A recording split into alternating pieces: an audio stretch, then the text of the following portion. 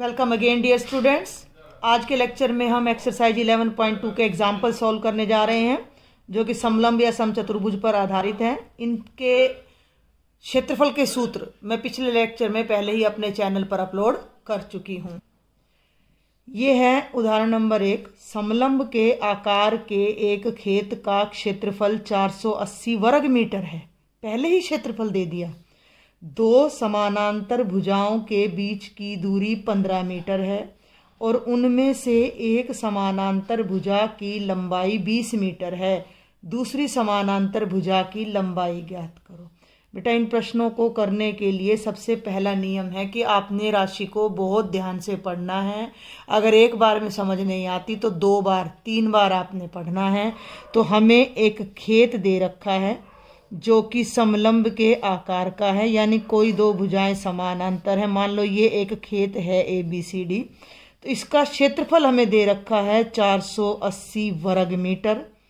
दो समानांतर भुजाएं, ये दोनों समानांतर हैं, तो इनके बीच की जो ये दूरी है जिसे आप H कहते हो, ये कितनी है? 15 मीटर है। और एक समानांतर भुजा की लंबाई कितनी है? 20 मीटर है। तो दूसरी भुजा की लंबाई आपने ज्ञात करनी है। तो आप चाहें तो आप ऐसे लिख सकते हो कि माना ABCD एक समलंब है जिसका क्षेत्रफल 480 वर्ग मीटर है। और या आप चाहें बिना चित्र के, चित्र बनाने से सवाल प्रभावी बनता है तो अच्छा लगता है। माना ABCD एक समलंब आकार का खेत है। एक समलंब आकार का खेत है। ठीक है, तो हमें जो जो बातें दे रखी है हम लिख लेते हैं। ABCD का क्षेत्रफल कितना दे रखा है भाई? 480 वर्ग मीटर। एक भुजा 20 मीटर है। तो माना भुजा AB, इसका नाम हम X रख लेते हैं, तो कितनी है? 20 मीटर है। चाहे A रख लो, आप अपनी बुक की लैंग्वेज यूज कर लो। और माना DC भुजा कितनी है? B meter. इसकी लंबाई हमें नहीं पता, तो ये हमने कितनी मान ली? B metre. और जो ऊंचाई है समलंब की, इसे अगर मैं DM नाम दे दूं तो हम इसे क्या कहेंगे? हम इसे कहेंगे समलंब की ऊंचाई H कितनी दे रखी है? 15 मीटर। देखो, इससे पहले लेक्चर में मैंने आपको जो सवाल समझाया था उसमें आपको डायरेक्ट दोनों भुजाएं दे रखी थी और ऊंचाई, डायरेक्ट क्षेत्रफल निकालना था। इसमें आपको क्षेत्रफल दे रखा है और एक भुजा नहीं दे रखी, वो आपने ज्ञात करनी है।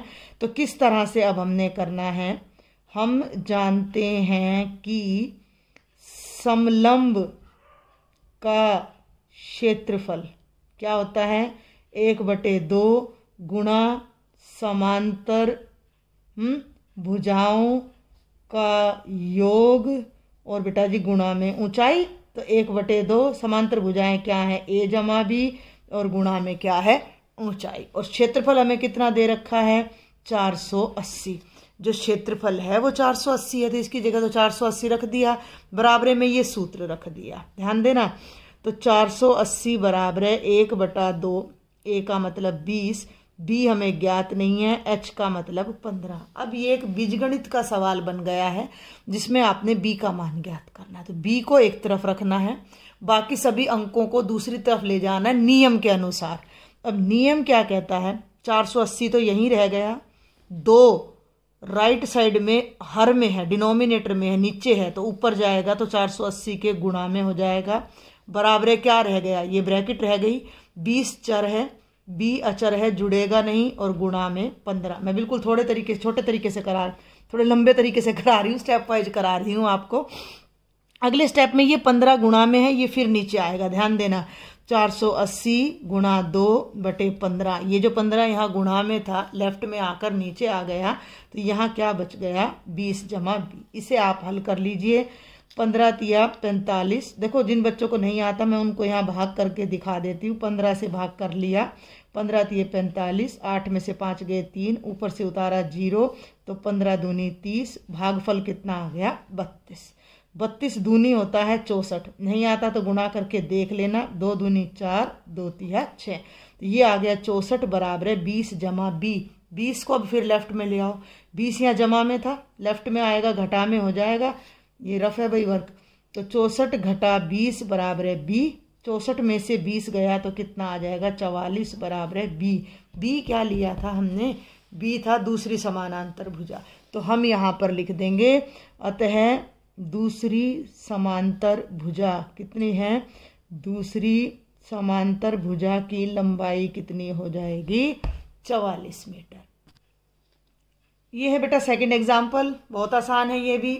एक समचतुर्भुज का क्षेत्रफल 240 वर्ग सेंटीमीटर है, तो मैं यहाँ पहले ही समचतुर्भुज बना देती हूँ आपके लिए, जिसकी चारों भुजाएं समान हों। ठीक है भाई, ये थोड़ा सा चित्र हो गया थोड़ी सी गड़बड़, तो ए बी सी डी एक समचतुर्भुज यानी चारों भुजाएं समान है, इसका क्षेत्रफल है 240 वर्ग सेंटीमीटर, और विकर्णों में से, दो विकर्णों में से एक की लंबाई 16 सेंटीमीटर है।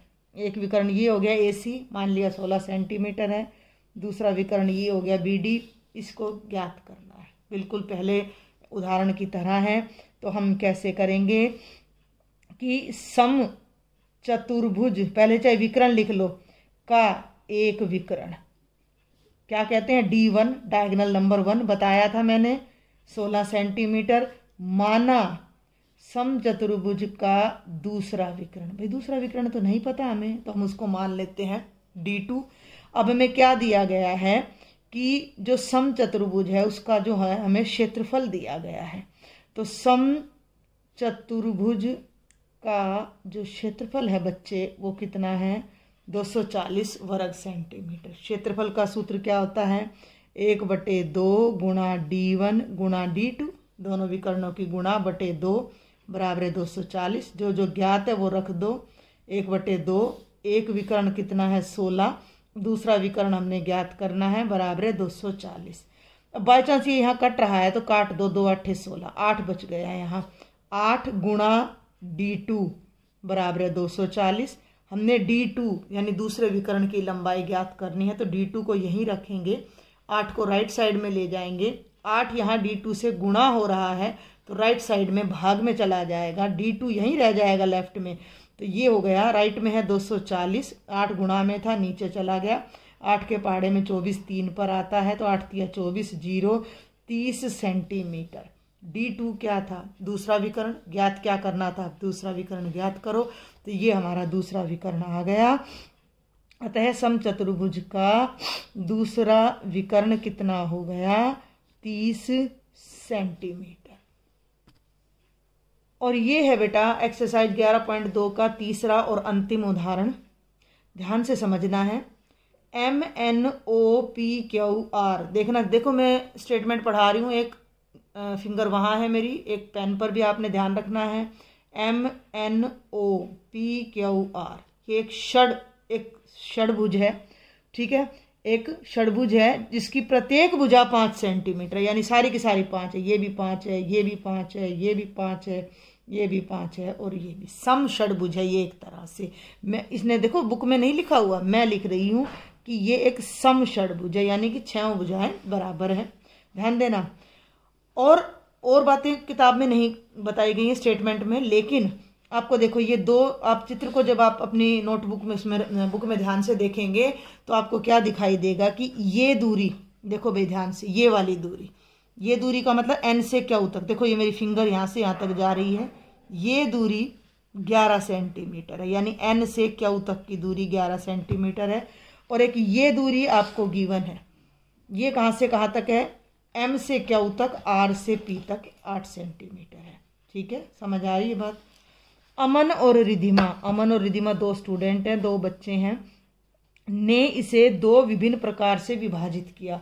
रिधिमा ने तो क्या किया, यहाँ 2 टुकड़े खींचे तो इसके 3 हिस्से हो गए, और अमन ने क्या किया कि बीच में ही एक लाइन खींच दी तो 2 हिस्से हो गए। ये कहता है दोनों प्रकार का उपयोग करते हुए इस षडभुज का क्षेत्रफल ज्ञात करो। बड़ा ही आसान है। रिधिमा की बात करें तो रिधिमा ने ये 2 हिस्से, 2 लाइनें खींची। तो सबसे पहले मैं इधर कराऊंगी इस क्वेश्चन को, साथ साथ मेरी कोशिश रहेगी कि दोनों पेज आपको बराबर दिखाई दें।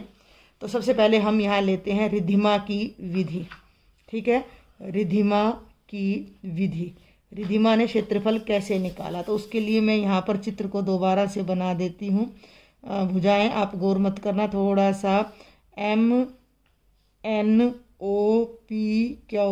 रिद्धिमा ने एक लाइन यहाँ खींची है और एक लाइन यहाँ, तो ये 5 है, ये 5 है, ये 5 है, ये 5 है, ये 5 है, ये 5 है, और ये भुजा आपको मैंने दिखा दी थी कितनी है, 8 सेंटीमीटर है। क्लियर है? तो अब आपको ये बात मैं बता चुकी हूँ अपने प्रीवियस लेक्चर में। मैं एक बार दिखाना भी चाहूँगी आपको कि सामान्य चतुर्भुज का क्षेत्रफल हम कैसे निकालते थे। 2 हिस्से करते थे और दोनों को जोड़ते थे तो पूरे चतुर्भुज का क्षेत्रफल आता था। अब ये है बेटा जी षडभुज, इसके रिद्धिमा ने कर दिए 3 हिस्से। पहला हिस्सा एक त्रिभुज है और ये भी त्रिभुज है, और बीच में क्या है ध्यान से देखो, तो ये एक आयत है। ठीक है, तो ये पहला हिस्सा, ये दूसरा हिस्सा और ये तीसरा हिस्सा। हम इन तीनों का अलग अलग क्षेत्रफल ज्ञात करेंगे और इन तीनों के क्षेत्रफल को जोड़ देंगे तो इस षडभुज का क्षेत्रफल हमें ज्ञात हो जाएगा। अब एक बात यहाँ ध्यान देने की है कि ये वाला हिस्सा तो बहुत आसान है, ये तो आयत है, लंबाई गुणा चौड़ाई 8 पंजे 40। लेकिन जब हम इस हिस्से की बात करते हैं, इस हिस्से की, तो ये अभी आपकी कक्षा के लेवल पे नहीं आता, ये 9वीं कक्षा में आता है। जब हमें किसी भी त्रिभुज की तीनों भुजाएं पता हो तो हम उसका क्षेत्रफल ज्ञात कर सकते हैं। तो यहाँ हमें अब चाहिए इस त्रिभुज की ऊंचाई। तो थोड़ा सा ध्यान दें कि यहाँ से, ये देखो मैंने निशान लगाया, यहाँ से और यहाँ तक की जो ये कुल ऊंचाई आपकी किताब में कितनी दे रखी है, 11। ध्यान देना भाई, ये पूरी ऊंचाई कितनी है, 11। 11 में से ये कितनी है, ध्यान देना, ये दोनों 5 है, ये 5 है, तो ये भी कितनी है, 5। तो ये दोनों कितनी बच जाती हैं, 6। और ये दोनों त्रिभुज बिल्कुल बराबर है क्योंकि ये सम षडभुज है, सब कुछ बराबर है, तो जितना ऊपर बचेगा उतना नीचे। ध्यान देना, ये पूरा 11 है, ये बीच में 5 है, तो इन दोनों का जोड़ 6 बचता है, तो ये ऊपर वाला भी 3 बचेगा और नीचे वाला भी 3 बचेगा। तो आपको ये बात ध्यान रखनी है, आपको ये बात लिखनी पड़ेगी कि त्रिभुज MNO और त्रिभुज MNO हमने जब लिया है तो हम यहाँ ले लेते हैं PQR, ये RPQ, त्रिभुज RPQ दोनों सर्वांग सम है।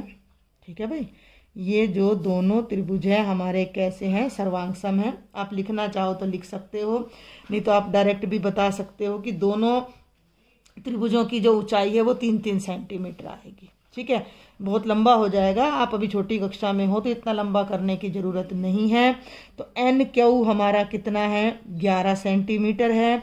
तो इसको अगर मैं यहाँ एक नाम दे दूँ NL और इसको मैं नाम दे दूँ QX, ठीक है, तो NQ ध्यान देना कैसे बना है, NL जमा LX जमा XQ, तीनों मिलकर कितने हैं, 11 सेंटीमीटर। NL LX की लंबाई कितनी है, 5, XQ भी NL के बराबर है, बराबर है 11। दोनों जुड़ेंगे तो 2NL जमा 5 बराबर है 11। 2NL, 5 उधर चला जाएगा, 11 में से 5 गया 6, तो NL हो जाएगा 6/2 यानी कि 3 सेंटीमीटर। ये आप ना भी करें तो भी चल जाएगा, आप डायरेक्ट लिख सकते हो कि NQ 11 सेंटीमीटर है, तो अतः दोनों त्रिभुजों की ऊंचाई 3-3 सेंटीमीटर है। तो इसकी जगह आप डायरेक्ट लिख सकते हो कि NQ 11 सेंटीमीटर है, OP 5 सेंटीमीटर है, अतः दोनों त्रिभुजों की ऊंचाई 3 सेंटीमीटर है। ठीक है, अब हम एक त्रिभुज का क्षेत्रफल निकाल लेते हैं। त्रिभुज MNO का क्षेत्रफल क्या बनेगा, 1/2 गुणा आधार गुणा ऊंचाई, 1/2। आधार कितना है, 8 है, ऊंचाई अभी अभी देखिए 3 है, 2 चौके 8, 4 तिये 12 वर्ग सेंटीमीटर। तो इस त्रिभुज का क्षेत्रफल भी इसके जितना ही होगा।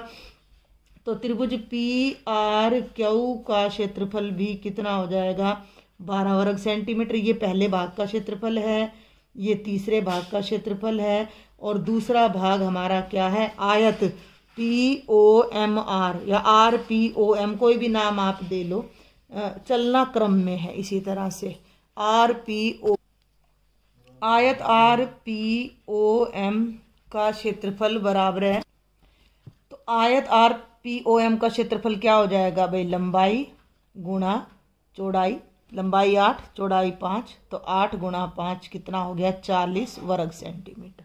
हमने इस सम षडभुज के तीनों भागों का क्षेत्रफल निकाला, तो षडभुज का क्षेत्रफल कितना आ जाएगा, षडभुज का क्षेत्रफल कितना आ जाएगा 1 जमा 2 जमा 3, तो तीनों आकृतियों का 12 जमा 12 जमा 40 और ये आ जाएगा 64 वर्ग सेंटीमीटर। तो ये तो हो गई बेटा रिद्धिमा की विधि। अब हमने देखना है कि अमन ने क्या कर दिया भाई, अमन ने कैसे क्षेत्रफल निकाला है। तो अब हम अमन की विधि देखते हैं। अमन की विधि देखने के लिए मैं नोटबुक को थोड़ा सा घुमाऊंगी। ये देखो जरा, ये अमन ने ये मिला दिया। तो अब आप ध्यान दो, इस षडभुज के 2 हिस्से बने, एक हिस्सा ये बना। अगर मैं नीचे वाले को ना देखूं तो ये जो मैंने अभी डार्क किया ये आपको क्या दिखाई दे रहा है, एक समलंब दिखाई दे रहा है। और समलंब का क्षेत्रफल हमें पता है क्या होता है, लेकिन अब समलंब की ये भुजा पता है हमें कितनी है। ये देखो यहाँ पर 1 मिनट में दिख रही है, ये देखो 11 है। तो समलंब की ये वाली भुजा तो हो जाती है 11 और ये ओपी कितनी है 5 सेंटीमीटर। अब बच जाती है समलंब की ये ऊंचाई, ध्यान से देखना। अब ये पूरी भुजा 8 सेंटीमीटर है, ये देखो ये दे रखे ना, ये 8 है, तो ये आरपी भी 8 है, एमओ भी 8 है और ये बिल्कुल बीचों बीच है। तो ये 8 का आधा यानी कितनी हो जाएगी 4 सेंटीमीटर। तो ये एक समलंब का क्षेत्रफल निकल आएगा, तो दूसरा समलंब बिल्कुल उसके समान है वैसे ही निकल आएगा। तो हम यहाँ क्या लिखेंगे कि अमन ने षडभुज को, ये सवाल पेपर के पर्पज से नहीं है, मैं पहले ही बता दूं आपको, ये सिर्फ आपको कॉन्सेप्ट क्लियर करने के लिए है कि भाई आपको अच्छे से हर तरह से घुमा फिरा कर क्षेत्रफल ज्ञात करना आ जाए। अमन ने षडभुज को 2 समलंबों में बांटा है, 2 समलंबों में बांटा है। तो हम एक समलंब ले लेते हैं। समलंब का नाम देखें, अब आप जरा, ये दिख रहा है आपको, इधर देखो NQPO, समलंब NQPO में, ठीक है, समांतर भुजाएं। सबसे पहले तो आप ले लो भाई समांतर भुजाएं कौन कौन सी हैं। NQ, जिसे मैं A नाम दे देती हूँ, वो है 11 सेंटीमीटर। दूसरी भुजा है PO, जिसे मैं B नाम दे देती हूँ, जो है 5 सेंटीमीटर। और समलंब की ऊंचाई डायरेक्ट भी आप लिख सकते हो, समलंब की ऊंचाई हो जाएगी OM का आधा, OM का आधा। OM कितनी है 8, 8 का आधा कितना हो जाएगा 4 सेंटीमीटर। तो हम निकालेंगे एक समलंब, एक भी मत लिखो, समलंब NQPO का क्षेत्रफल क्या हो जाएगा 1/2 समांतर भुजाओं का योग गुणा ऊंचाई। 1/2 समांतर भुजाएं कितनी है 11 जमा 5, ऊंचाई कितनी है 4, 1/2, 11 में 5 जोड़ दो 16 गुना 4, 2 8 16, 8 चौके 32 वर्ग सेंटीमीटर। जब एक समलंब का क्षेत्रफल 32 आया तो दूसरा बिल्कुल उसके समान है। तो हम यहाँ क्या लिख देंगे, अतः षडभुज का क्षेत्रफल क्या हो जाएगा 2 समलंबों का क्षेत्रफल, ठीक है ना। एक समलंब का 32 आया है तो 2 का कितना आएगा 2 गुना 32, 64 वर्ग सेंटीमीटर। अब जो बात गौर करने की है कि रिद्धिमा ने उसी षडभुज के 3 हिस्से किए, ये कर रखे हैं, और अमन ने 2 हिस्से किए। दोनों ने अलग अलग विधियों से हमने यहाँ क्षेत्रफल निकाला, तो दोनों विधियों से क्षेत्रफल समान आया है। तो इससे क्या सिद्ध होता है कि किसी भी आकृति का क्षेत्रफल आप किसी भी तरीके से ज्ञात कर लो, वो सदा समान आएगा। फिर भी अगर इन तीनों उदाहरण में अगर आपको कोई डाउट रहता है तो आप मुझे कमेंट बॉक्स में लिखना, और चैनल को अभी तक सब्सक्राइब नहीं किया है तो सबसे पहले सब्सक्राइब करके बेल नोटिफिकेशन दबा लें, क्योंकि मैं रेगुलर लेक्चर लाऊंगी तो आपको सबसे पहले पता लग जाए। Thank you students.